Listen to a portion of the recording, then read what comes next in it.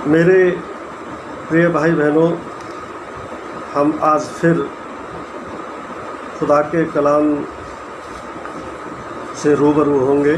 मैं सबसे पहले आपको प्रभु यीशु मसीह के नाम में सलाम करता हूँ, जय मसीह की करता हूँ। आसमान का खुदा आपको बहुत आशीष दे। आज की फेलोशिप में, आज की संगति में प्रभु आपको बहुत आशीष दे। हम प्रभु के वचन से निकालें दूसरे इतिहास की किताब, दूसरे इतिहास की पुस्तक को खोलें और उसका 20 अध्याय खोलें। तो वहाँ पर लिखा है, यदि तलवार या मरी अथवा अकाल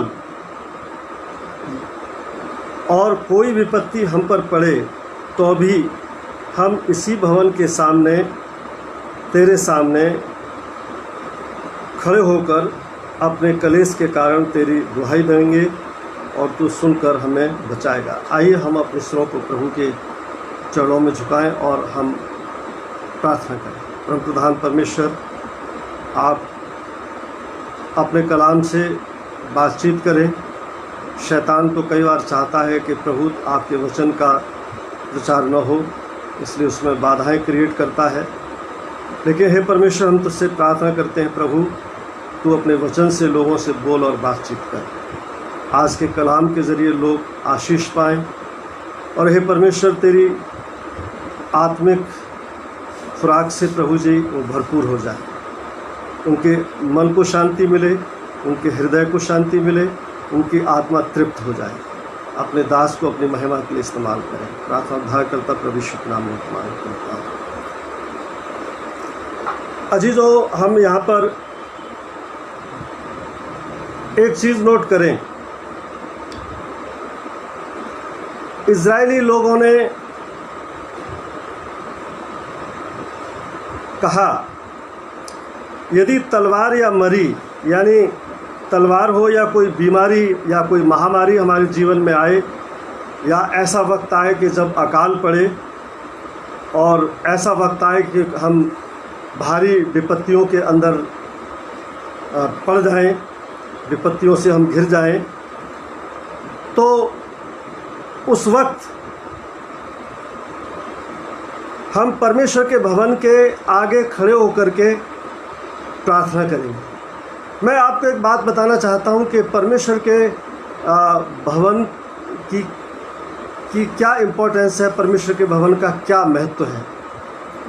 अजीजों, परमेश्वर का भवन जो है वो परमेश्वर की वहाँ उपस्थिति होती है। वहाँ पर लोगों की प्रार्थनाएं सुनी जाती हैं, वहाँ पर लोगों के आंसू पहुँचे जाते हैं और वहाँ पर हम सब प्रकार की बीमारियों से, सब प्रकार के रोगों से चंगाई पाते हैं। और इसलिए परमेश्वर का जो भवन है वो अपने आप में एक बहुत महत्वपूर्ण स्थान है जहाँ पर परमेश्वर की उपस्थिति होती है।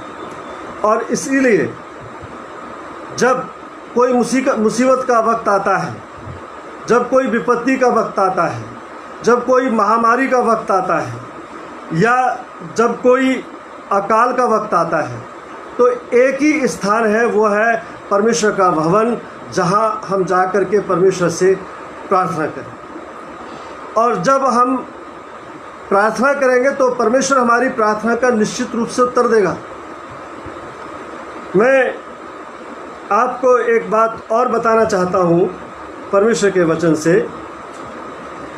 आप निकालें दूसरा इतिहास, उसका 7वां अध्याय और उसकी 15वीं 16वीं आयत। वहाँ लिखा है, अब से जो प्रार्थना इस भवन में की जाएगी उस पर मेरी आंखें खुली और मेरे कान लगे रहेंगे। अजीजों, परमेश्वर ने सुलेमान से कहा, अब से, आज से जो प्रार्थना इस स्थान में की जाएगी, यानी जो प्रार्थना इस भवन में की जाएगी, उस पर मेरी आंखें खुली और मेरे कान लगे रहेंगे। अजीजों, परमेश्वर का भवन वो जगह है जहाँ पर परमेश्वर की उपस्थिति रहती है, परमेश्वर की आंखें लगी रहती हैं, परमेश्वर के कान परमेश्वर के भक्तों की प्रार्थना की दुहाई की ओर लगे रहते हैं। अजीजों, परमेश्वर का भवन ही एक स्थान है जहाँ पर आपकी प्रार्थना सुनी जाएगी, जहाँ पर आपके आंसू पहुँचे जाएंगे, जहाँ पर आपके जीवन में चमत्कार होंगे, जहाँ पर परमेश्वर हमारी प्रार्थनाओं का उत्तर देगा। और उसके बाद 16वें आयत में लिखा है, क्योंकि अब मैंने इस भवन को अपनाया है। प्रभु कहता है, क्योंकि अब से मैंने इस भवन को अपनाया है और पवित्र किया है। अजीजों, प्रभु कहता है, मैंने इस भवन को अपनाया है और पवित्र किया है, और मेरा नाम सदा के लिए इसमें बना रहेगा। मेरी आंखें और मेरा मन दोनों नित्य यहीं लगे रहेंगे। आप देखिए, एक बड़ी महत्वपूर्ण बात प्रभु कहता है, मैंने इस भवन को अपनाया है और मेरी आंखें, मेरे कान दोनों इस भवन में लगे रहेंगे, क्योंकि मैंने इसको अपनाया है। और दूसरी बात, मैंने पवित्र किया है। मैं एक बात आपको बताना चाहता हूँ मेरे प्रिय अजीजों, प्रभु यीशु मसीह को क्यों गुस्सा आया? प्रभु यीशु मसीह यरूशलेम के भवन में गए और जब प्रभु ने देखा कि वहाँ पर बहुत गलत काम हो रहे हैं, वहाँ पर व्यापार हो रहा है और वहाँ पर लोग कबूतर बेच रहे हैं, तो प्रभु यीशु मसीह को क्रोध आया और प्रभु यीशु मसीह ने उन सब सर्राफों की पीढ़ियों और चौकियों को उलट दिया, कबूतर बेचने वालों की चौकियों को उलट दिया और निकाल के लोगों को बाहर कर दिया। क्यों? क्योंकि परमेश्वर का भवन पवित्र भवन है और वह पवित्र भवन के अंदर केवल लोगों की प्रार्थनाएं सुनी जाती हैं। वहाँ लोग, सब जातियों के लोग वहाँ पर प्रार्थना करते हैं और इसीलिए प्रभु यीशु मसीह ने कहा कि मेरा घर सब जातियों के लिए प्रार्थना का घर कहलाएगा, परंतु तुमने उसे डाकुओं की खो बना दिया है।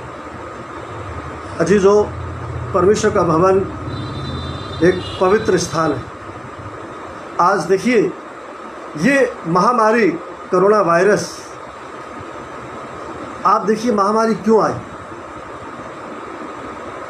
कई लोग कहते हैं कि ये चाइना से भेजी गई है। परमेश्वर चाहे तो चुटकियों में इस बीमारी को ख़त्म कर सकता है। परमेश्वर चाहे तो चुटकियों में इस वायरस को वातावरण से गायब कर सकता है। जो परमेश्वर आंधी और पानी को शांत कर सकता है, जो परमेश्वर मुर्दों को जिंदा कर सकता है, क्या वो इस वायरस को ख़त्म नहीं कर सकता है? वो ख़त्म कर सकता है। लेकिन आज देखिए कि ये हालत क्यों है। अमेरिका में कितनी मौतें हुई हैं, यूरोपियन कंट्रियों में कितनी मौतें हुई हैं। अजीजों, मैं एक परमेश्वर का छोटा सा दास हूँ, मैं किसी के ऊपर उंगली नहीं उठाऊंगा। मैं उसका सेवक हूँ, मैं उसकी उंगली नहीं उठाऊंगा। हमारे ऊपर ये विपत्ति क्यों आई है? कहीं ना कहीं हमने परमेश्वर की दृष्टि में अपराध किया है, पाप किया है। आज देखिए, चर्चिस को लोग, यूरोपियन कंट्रियों में लोग पैसे की तरफ बहुत दौड़ रहे हैं। और ऐसा नहीं है कि परमेश्वर ने पैसा नहीं दिया, परमेश्वर ने उन्हें बहुत पैसा दिया है, लेकिन उस पैसे के पीछे वो परमेश्वर को भूल गए। कई आप जगहों पर देखें तो चर्चिस बेच दिए गए। आज देखें तो कई चर्चेस जो है यूरोपियन कंट्रियों में बार रूम बना दिए गए, डांसर्स रूम बना दिए गए, मॉल बना दिए गए, जहाँ पर प्रार्थना होनी चाहिए थी, जहाँ पर लोग जाके प्रार्थना करें, जहाँ पर लोग आशीष पाएं।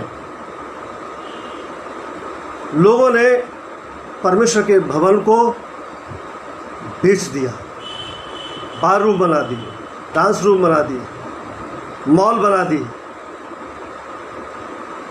खुदावंद यीशु मसीह ने कहा, मेरा घर सब जातियों का घर मेरा घर प्रार्थना का घर कहलाएगा, सब जातियों के लिए प्रार्थना का घर कहलाएगा। परंतु तुमने उसे डाकुओं की खो बना दिया है। मेरे अजीजों, प्रभु यीशु मसीह को क्यों उस गुस्सा है? प्रभु यीशु मसीह ने क्यों कोड़े का इस्तेमाल किया? क्योंकि लोगों ने यरूशलेम का भवन, जहाँ पर लोगों की प्रार्थनाएं सुनी जाती हैं, जहाँ पर लोगों के जीवन में चमत्कार होते हैं, जहाँ पर लोग बीमारियों से आज़ाद होते हैं, लोगों ने उस प्रभु के भवन को एक व्यापारिक केंद्र बना दिया, बिजनेस सेंटर बना दिया। प्रभु यीशु मसीह ने देखा कि लोग वहाँ व्यापार कर रहे हैं, वो कबूतर बेच रहे हैं, वहाँ पर लेन देन कर रहे हैं, पैसे का ट्रांजैक्शन हो रहा है, पूरा व्यापारिक केंद्र बना दिया। और इसलिए प्रभु यीशु मसीह को गुस्सा आया और इसलिए प्रभु यीशु मसीह ने कोड़े का इस्तेमाल किया और निकाल के लोगों को बाहर कर दिया। आज वही कोड़ा परमेश्वर ने फिर आपके और मेरे लिए उठाया है। हम जागृत हो जाएं, हम अभी भी मौका है कि अभी भी समझ जाएं। आज जो कोड़ा परमेश्वर ने उठाया है, ये महामारी का मेरे और आपके लिए, ये इसलिए उठाया है कि हम सुधर जाएं।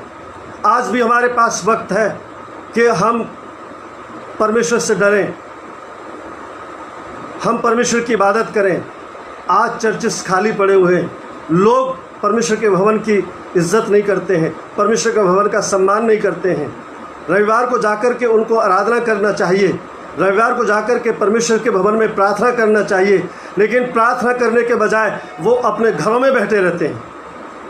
और इसलिए आज परमेश्वर ने उस कोड़े का इस्तेमाल किया है, उस महामारी का इस्तेमाल किया है। कितनी मौतें हो गई, लाशें उठाने वाले नहीं मिले। हमारे लिए वक्त है कि हम अभी भी सुधर जाएं, अपना जीवन परमेश्वर को दे दें। हम अपने जीवन से पश्चाताप करें, रोएं, गिड़गिड़ाएं। आज हम अपने घरों में कैद हैं, आज हम लॉकडाउन के अंदर हैं, आज हम परमेश्वर के भवन में जाकर के प्रार्थना नहीं कर सकते हैं। परमेश्वर का धन्यवाद करें कि प्रभु ने हमें साधन दिए हैं कि हम इस इंटरनेट के माध्यम से हम एक दूसरे से जुड़े हुए हैं और परमेश्वर का कलाम सुन रहे हैं। कहीं ऐसा न हो कि एक वक्त वो भी आएगा कि ये कलाम भी हमसे छीन लिया जाएगा। अजीजों, अभी वक्त है कि हम सुधर जाएं, अभी वक्त है कि हम परमेश्वर की आवाज़ को सुनें, हम अपने जीवन को परमेश्वर के लिए दे दें। परमेश्वर का घर प्रार्थना का घर है और इसलिए प्रभु यीशु मसीह ने कहा, मेरा घर सब जातियों के लिए प्रार्थना का घर कहलाएगा, लेकिन तुमने उसे डाकुओं की खो बना दिया है। और इसलिए परमेश्वर ने क्रोध में आकर के प्रभु यीशु मसीह ने कोड़े का इस्तेमाल किया और निकाल के कोड़े से लोगों को बाहर कर दिया। अजीजों, आज ये भारी विपत्ति इसीलिए हमारे जीवन में आई है कि आज हमने परमेश्वर के भवनों को बेच दिया, परमेश्वर के भवनों को शराब खाने की जगह बना दिया, परमेश्वर के भवनों को हमने मॉल बना दिया, परमेश्वर को के घर को हमने व्यापारिक केंद्र बना दिया, मार्केट बना दिया। अजीजों, परमेश्वर हमें मौका दे रहा है कि हम अपने पापों से प्रायश्चित करें। और प्रभु के वचन में लिखा है, दूसरा इतिहास उसका 7वां अध्याय उसकी 14वीं आयत में, यदि मेरी प्रजा के लोग जो मेरे कहलाते हैं दीन होकर के प्रार्थना करें और मेरे दर्शन के खोजी होकर बुरी चाल से फिरें, तो मैं स्वर्ग से सुनकर उनका पाप क्षमा करूंगा और उनके देश को ज्यों का त्यों कर दूंगा। हालेलुया। मेरे साथ हाथ उठा के बोले हालेलुया। जो मेरे भाई बहन जो सुन रहे हैं वो हाथ उठा के बोले हालेलुया। Hallelujah, hallelujah. परमेश्वर जो प्रेम करने वाला परमेश्वर आज भी हमें मौका दे रहा है, हमारी प्रार्थना को सुनने के लिए तैयार है। और यहाँ प्रभु के वचन में लिखा हुआ है, दूसरा इतिहास उसकी 7वें अध्याय की 14वीं आयत में लिखा है, यदि मेरी प्रजा के लोग जो मेरे कहलाते हैं दीन होकर के प्रार्थना करें, नम्र होकर के प्रार्थना करें, दीन होकर के प्रार्थना करें, टूटे मन से प्रार्थना करें, गिड़गिड़ा के प्रार्थना करें, आंसुओं से प्रार्थना करें और मेरे दर्शन के खोजी होकर अपनी बुरी चाल से फिरें, तो मैं स्वर्ग से सुनकर उनके देश को ज्यों का त्यों कर दूंगा। परमेश्वर इस महामारी को हमारे जीवन से हटा देगा, हमारे देश से महामारी को हटा देगा। यदि स्वर्ग की तरफ हम हाथ फैला के गिड़गिड़ा के प्रार्थना करेंगे परमेश्वर से, तो परमेश्वर इस कोरोना वायरस को, इसके प्रकोप को हमारे देश के ऊपर से हटा देगा, आज़ाद कर देगा। अजीजों, वो परमेश्वर है जो हमारी प्रार्थना को सुनने वाला परमेश्वर है। मैं आपको एक बात बताना चाहता हूँ। उत्पत्ति के 21 अध्याय और उसकी 15वीं से 19 आयत तक आप खोल करके देखें परमेश्वर के वचन को। मैं पढ़ूँगा नहीं, लेकिन मैं आपको बताऊँगा कि वहाँ पर क्या बयान आया है। अजीजों, हाजरा जब मुसीबत में थी, बेशरवा के जंगलों में अपने बेटे को लेकर के घूम रही थी, भ्रमण कर रही थी। उसकी थैली का पानी खत्म हो गया। अजीजों, उसकी थैली का पानी खत्म हो गया और हाजरा का बेटा पानी के मारे तड़फ रहा था।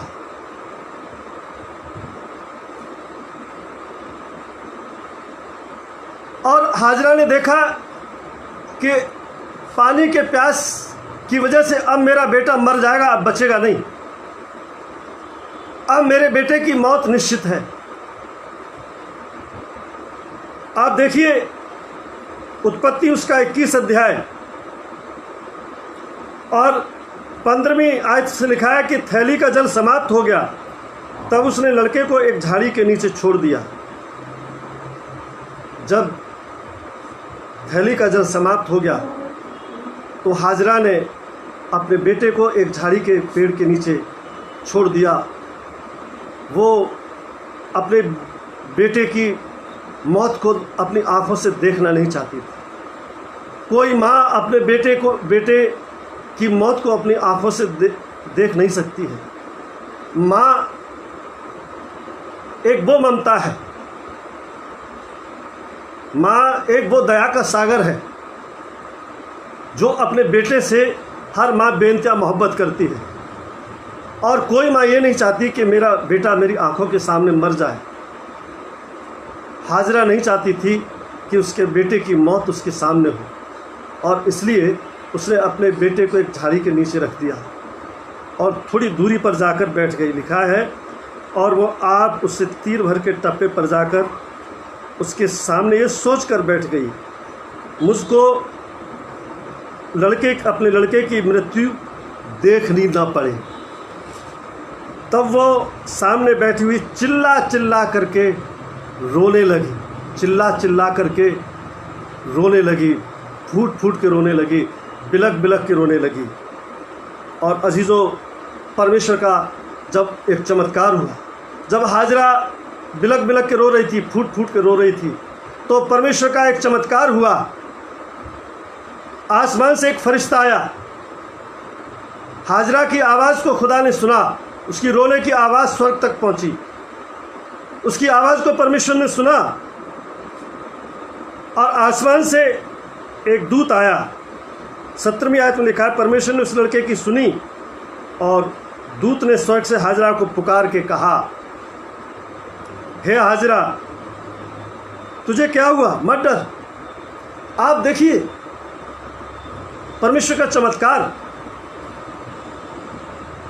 प्रभु का स्वर्गदूत आया और हाजरा को पुकार के कहा, हाजरा क्या हुआ, क्या हुआ मेरी बेटी, क्या हुआ तुझे, क्या हुआ, तू क्यों रो रही है, तू क्यों चिल्ला चिल्ला करके रो रही है, तू क्यों गिड़गिड़ा करके रो रही है। मत डर, तुझे डरने की आवश्यकता नहीं है, तुझे परेशान होने की आवश्यकता नहीं है मेरी बेटी, तुझे परेशान होने की आवश्यकता नहीं है, तुझे डरने की आवश्यकता नहीं है।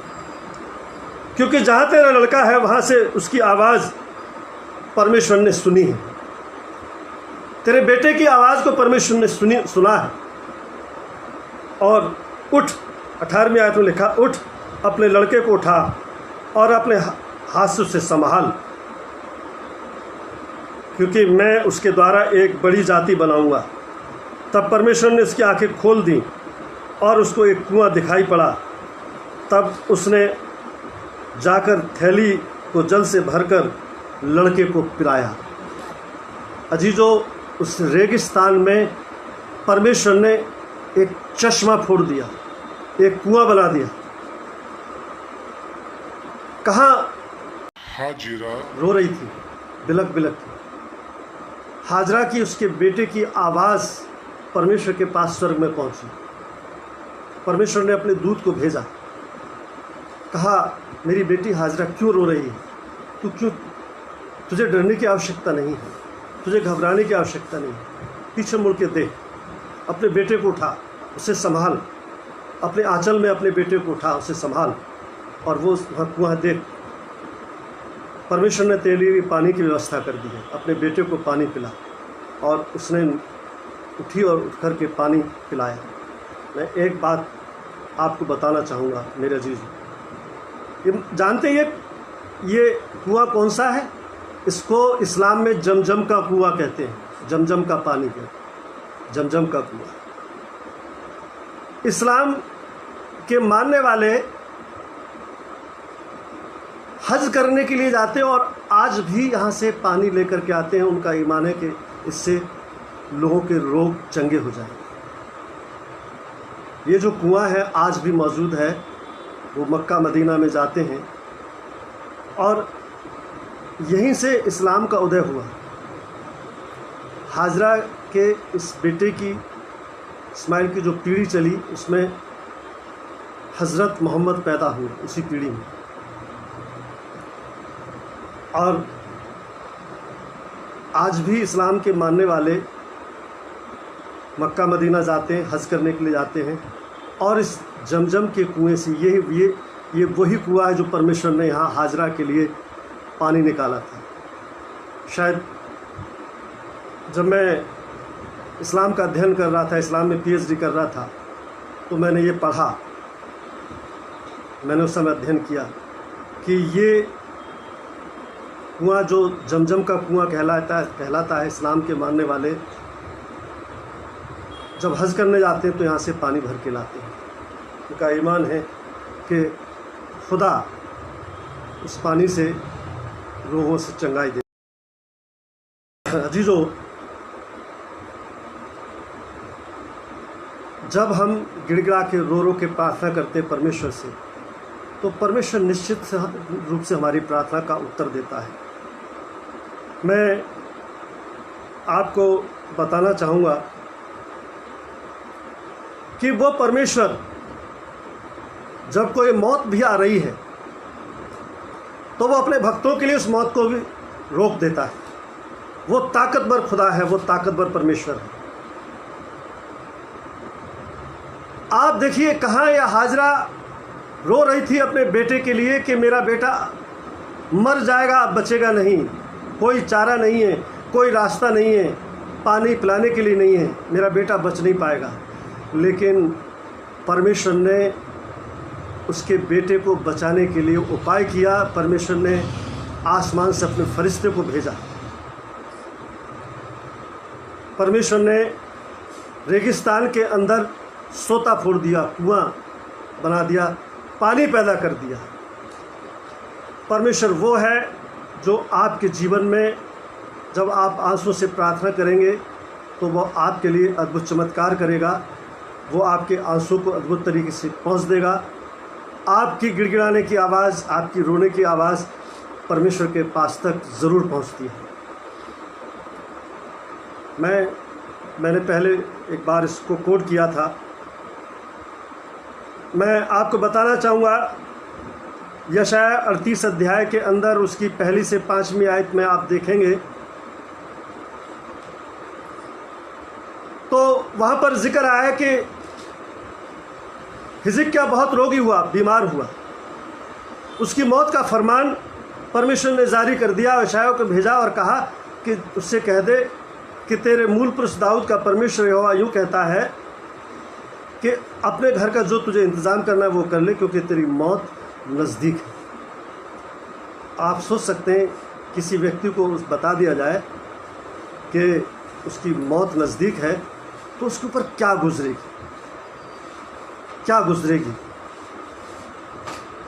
यदि मुझे और आपको ये पता लग जाए कि अब मैं मरने वाला हूँ तो क्या गुजरेगी।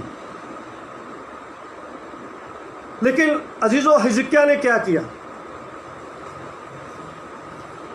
आप परमेश्वर के वचन में देखें, यशाया 38 अध्याय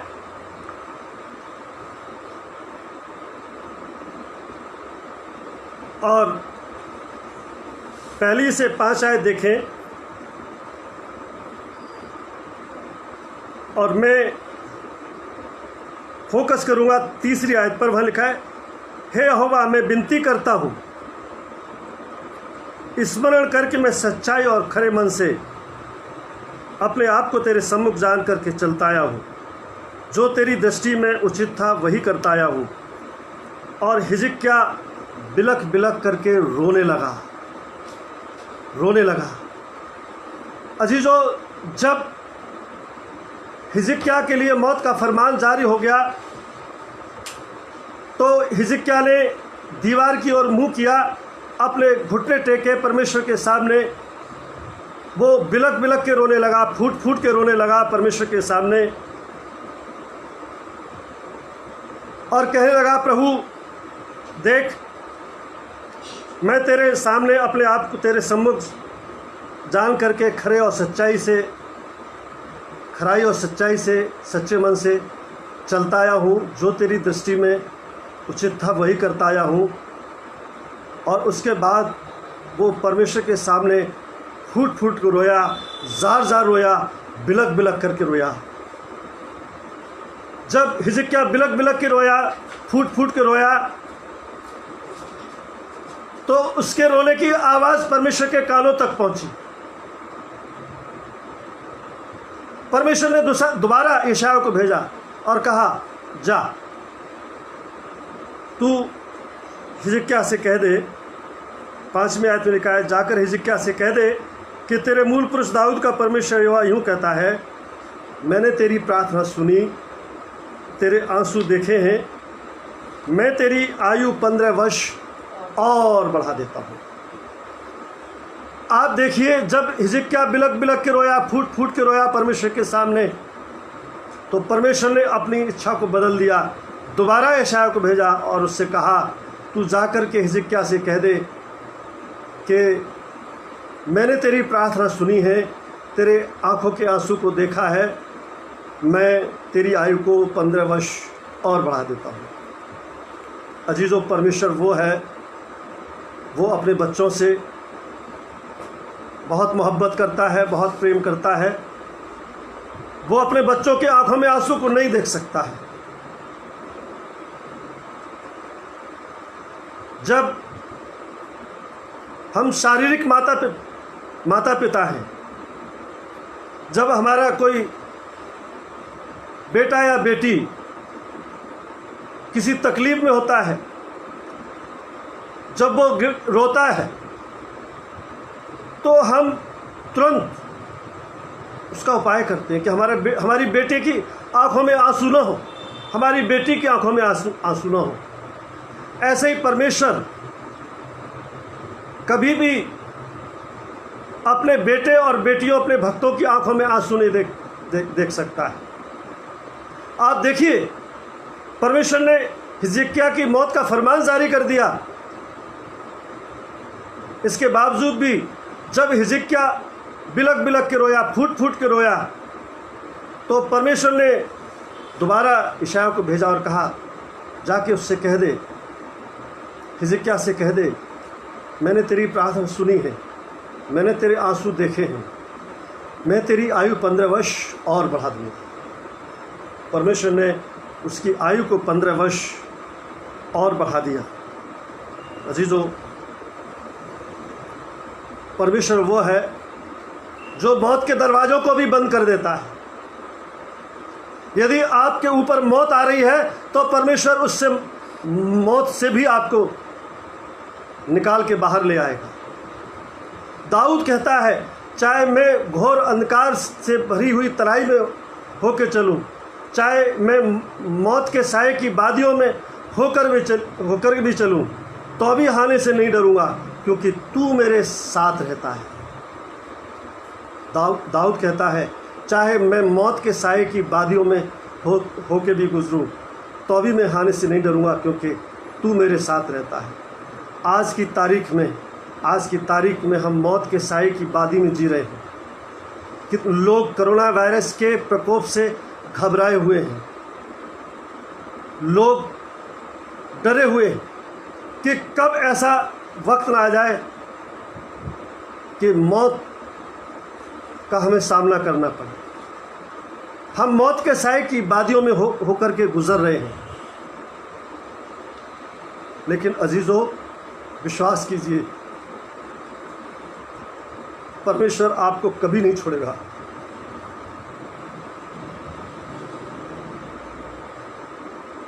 परमेश्वर आपको कभी नहीं छोड़ेगा। परमेश्वर अपने भक्तों से बेइंतहा मोहब्बत करता है। जिस पर परमेश्वर ने आपसे मोहब्बत की, जिस परमेश्वर ने आपके लिए कलवरी क्रूस पर खून बहाया, जिसके पास इकलौता बेटा था, उसने वो आपके लिए न्योछावर कर दिया, आपके लिए अपने इकलौते बेटे को दे दिया। परमेश्वर का वचन कहता है कि जिसने अपने निज पुत्र को भी नहीं रख छोड़ा, हम सबों के लिए उसे दे दिया, तो वो और सब कुछ क्यों कर नहीं देगा? वो सब कुछ देगा। वो परमेश्वर आपको अकेला नहीं छोड़ेगा, मौत के साए की वादियों में आपको नहीं छोड़ेगा। दाऊद कहता है, चाहे मैं मौत के साए की वादियों में होकर के चलूं, तो भी हानि से नहीं डरूंगा, क्योंकि तू मेरे साथ रहता है। तेरे सोटे और लाठी से मुझे शांति मिलती है। परमेश्वर हमारे लिए छड़ी ज़रूर उठाता है, अपना सोटा ज़रूर उठाता है, अपना छड़ी ज़रूर उठाता है। दाऊद कहता है, तेरे सोटे और लाठी से मुझे शांति मिलती है। जब हम गलती करते हैं तो वो छड़ी ज़रूर उठाता है, मारता ज़रूर है, लेकिन छोड़ता नहीं है। वो आपको कभी नहीं छोड़ेगा, वो आपको कभी नहीं छोड़ेगा, कभी नहीं त्यागेगा। अजीजों, आप यूहन्ना रचित सुसमाचार में, मैं जल्दी समाप्त करूँगा अपने संदेश को, बस एक ही उसको दे करके समाप्त करने की कोशिश करूँगा। लाजर बहुत बीमार हुआ। बाइबल में लाजर का जिक्र आया हुआ है। यूहन्ना रचित सुसमाचार उसके 11वें अध्याय में जिक्र आया है। लाजर बहुत बीमार हुआ। शुरू की पहली 5 आयत में आप देखेंगे तो वहाँ लिखा है, लाजर बहुत बीमार हुआ और उसकी बहनों ने कहला भेजा प्रभु को कि जिससे तू मोहब्बत करता है, जिससे तू प्रेम करता है, वो बहुत बीमार है। और कलाम में आया है कि परमेश्वर के वचन में आया है कि जब प्रभु ने ये पैगाम सुना कि लाजर वो बहुत बीमार है, तो वो वहाँ जाने के बजाय, लाजर के घर जाने के बजाय 2 दिन और ठहरे। आप देखिए यूहन्ना रचित सुसमाचार 11वां अध्याय और उसकी पहली आयत से लेकर के 4 आयत तक, वहाँ लिखा है, मरियम और उसकी बहन मार्था के गांव बैतनिया का लाजर नामक एक मनुष्य बीमार था। ये वही मरियम थी जिसने प्रभु के प्रभु पर इत्र डालकर उसके पाँव को अपने बालों से पोंछा था। और इसी का भाई लाजर बीमार था, और उसकी बहनों ने उसे कहला भेजा कि हे प्रभु देख, जिससे तू प्रीति रखता है, यानी जिससे तू मोहब्बत करता है, वो बहुत बीमार है, बहुत बीमार है, प्रभु बहुत बीमार है। ये सुनकर यीशु ने कहा, ये बीमारी मृत्यु की नहीं परंतु परमेश्वर की महिमा के लिए है, कि उसके द्वारा परमेश्वर के पुत्र की महिमा हो। और उसके बाद आगे पढ़ेंगे तो लिखा है कि प्रभु वहाँ 2 दिन और ठहर गए। प्रभु जानबूझ करके ठहर गए 2 दिन। लाजर की बहनों ने कहा, प्रभु जिससे तू मोहब्बत करता है, जिससे तू प्रीति करता है, जिससे तू प्रेम रखता है, वो बहुत बीमार है। खुदावंद यीशु मसीह अक्सर करके मार्था मरियम के घर आकर के लाजर के घर रुकते थे, लेकिन जब लाजर बीमार हुआ तो उसकी बहनों ने खबर करवाई, प्रभु देख, जिससे तू मोहब्बत करता है, जिससे प्रीति करता है, वो बहुत बीमार है। प्रभु ने कहा, ये बीमारी मृत्यु की नहीं परंतु परमेश्वर की महिमा के लिए है, ताकि परमेश्वर के पुत्र के काम उसमें प्रकट हो। और खुदावंद यीशु मसीह 2 दिन और ठहर गए। अजीजों, 2 दिन और ठहर गए, और उसके बाद लाजर की मृत्यु हो गई। लाजर की मृत्यु हो गई। खुदावंद यीशु मसीह जब वहाँ पहुँचे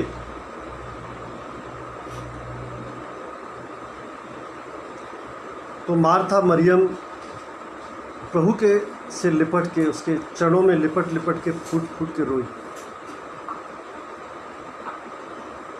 अजीजों, लाजर की मृत्यु हो गई, लाजर को दफना भी दिया गया। 4 दिन बीत गए। खुदावंद यीशु मसीह पहुँचे तो जब मार्था मरियम को पता लगा कि खुदावंद यीशु मसीह आए हैं, तो मार्था मरियम और लाजर के घर के लोग, उसके गांव के लोग फूट फूट के बिलख के रोने लगे। और जब मार्था मरियम प्रभु यीशु मसीह के चरणों में लिपट लिपट के रोई, तो प्रभु का मन भर गया। अजीजों, जैसे हमारा कोई अजीज़, आपने देखा होगा, जब कोई हमसे जुदा होता है, दुनिया से चला जाता है, तो किस तरीके से लोग लिपट लिपट के रोते हैं दुख के कारण। और जब कोई आपका अजीज आपसे लिपट के रो रहा है तो आपका मन भर जाएगा, आपकी खुद की आंखों में आंसू आ जाएंगे। और जब मार्था मरियम लिपट लिपट के रोने लगी प्रभु से, तो प्रभु यीशु मसीह की आंखों में खुद आंसू आ गए, खुद रोने लगे और आह मार के कहा, तुमने उसे कहाँ रखा है?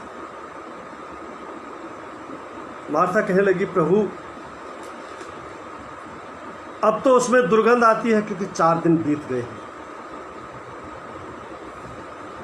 आप देखिए, यूहन्ना रचित सुसमाचार उसका 11वां अध्याय उसकी 39-40 आयत में देखेंगे तो यीशु ने कहा, पत्थर हटाओ। उस मरे हुए की बहन मार्था उससे कहने लगी, हे प्रभु, उसमें से अब तो दुर्गंध आती है, क्योंकि उसे 4 दिन हो गए हैं। प्रभु 4 दिन बीत गए, लाजर में अब बदबू आती है, दुर्गंध आती है, क्योंकि प्रभु 4 दिन बीत चुके हैं। लेकिन खुदावंद यीशु मसीह ने कहा, यीशु ने उससे कहा, क्या मैंने तुझसे नहीं कहा कि यदि तू विश्वास करेगी तो परमेश्वर की महिमा को देखेगी। और उसके बाद खुदावंद यीशु मसीह ने कहा, 43 आयत में देखें तो ये कहकर उसने बड़े शब्द से पुकारा, हे लाजर निकला। जो मर गया था वो कफन में हाथ पांव बंधे हुए निकल आया। उसका मुंह अंगोछे से लिपटा हुआ था। यीशु ने उसे कहा, उसे खोल दो और उसको जाने दो। अजीजों, लाजर की मौत हो गई, दफना दिया गया। 4 दिन बीत गए। उसकी बहन मार्था कहने लगी, प्रभु अब तो दुर्गंध आती होगी।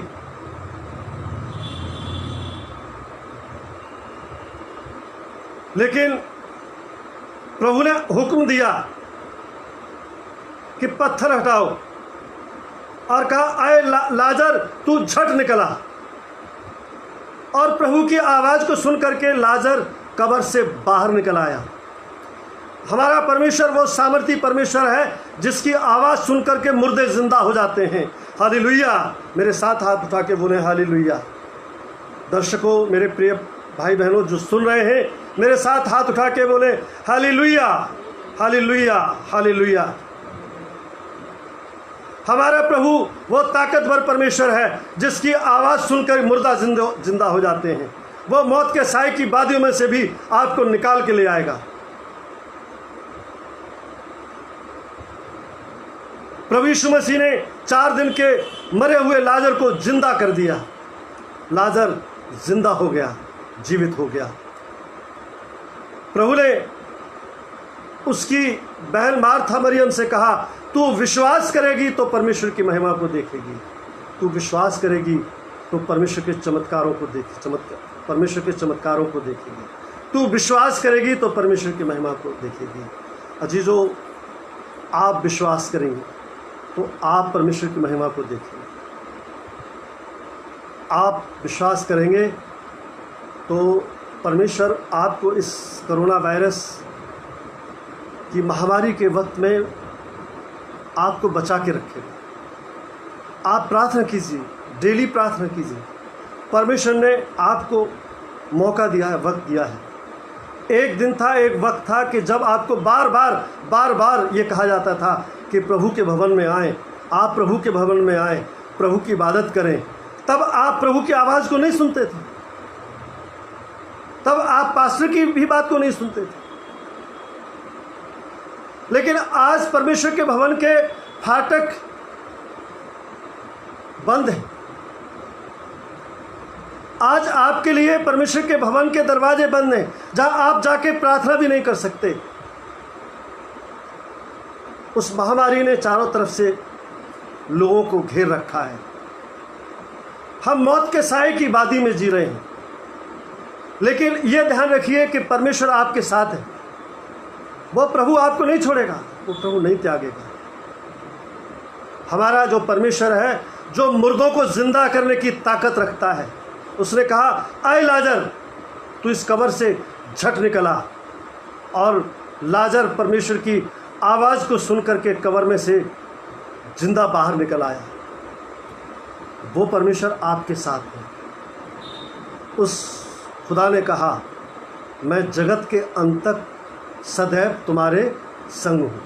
वो परमेश्वर आपके संग है, प्रभु आपके साथ है। आपको डरने की आवश्यकता नहीं है।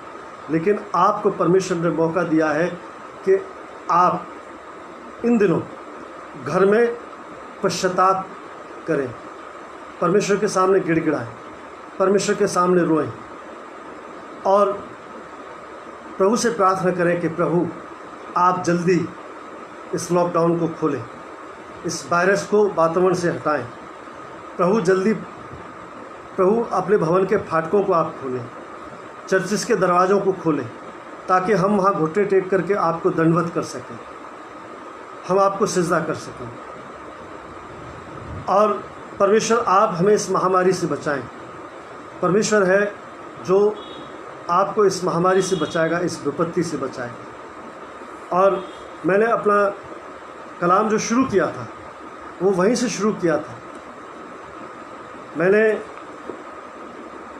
दूसरा इतिहास 20 अध्याय उसकी 9वीं आयत से शुरू किया था, जहाँ पर लिखा हुआ है, इस्राएलियों ने कहा जब कोई अकाल आएगा, कोई विपत्ति आएगी, कोई महामारी आएगी, तो हम तेरे भवन के सामने खड़े होकर के तुझसे प्रार्थना करेंगे, हम वहाँ प्रार्थना करेंगे ताकि वो विपत्ति, वो बीमारी, वो महामारी हमारे ऊपर से हट जाए। आप प्रभु से प्रार्थना करें कि ये विपत्ति, ये महामारी, परमेश्वर इसको हमारे देश से, तमाम देशों से हटा ले और हम प्रभु के भवनों में जाकर के घुटने टेक करके परमेश्वर को सिजदा कर सकें, प्रभु को दंडवत कर सकें और प्रभु के भवन में जाकर के प्रार्थना कर सकें। आइए हम अपने सिरों को झुकाएं। मैं आपके लिए प्रार्थना करता हूँ। हे परमेश्वर, हम तुझको दंडवत करते हैं, हम तुझे सिजदा करते हैं, हम अपने सब पापों के लिए तेरे सम्मुख प्रायश्चित करते हैं। हे पिता, हम मनुष्य हैं, हमारा तू सृजनहार है। मनुष्य कभी तेरी बराबरी नहीं कर सकता है, क्योंकि वो तू बनाने वाला उसका कुम्हार है। हम मिट्टी हैं, एक दिन मिट्टी में मिल जाएंगे। प्रभु, तू हमें क्षमा कर, दया कर, रहम कर, लोगों पर दया कर, रहम कर। हे परमेश्वर, भारत पर, तमाम देशों पर तू दया कर, रहम कर। इस महामारी के प्रकोप को तू हटा प्रभु। लोगों पर दया कर, तू उन पर रहम कर परमेश्वर, ताकि ये महामारी का प्रकोप उनके जीवन से हट जाए। प्रभु, आप हमें क्षमा करें, हमें हमारे ऊपर दया करें और प्रभु जी इस महामारी के खौफ से सभी लोगों को बचाएं। भारत नहीं बल्कि तमाम पूरी कायनात को आप बचाएं परमेश्वर। पूरे देशों पर दया करें। प्रार्थना उद्धार करता प्रभु यीशु के नाम में मांगते हैं।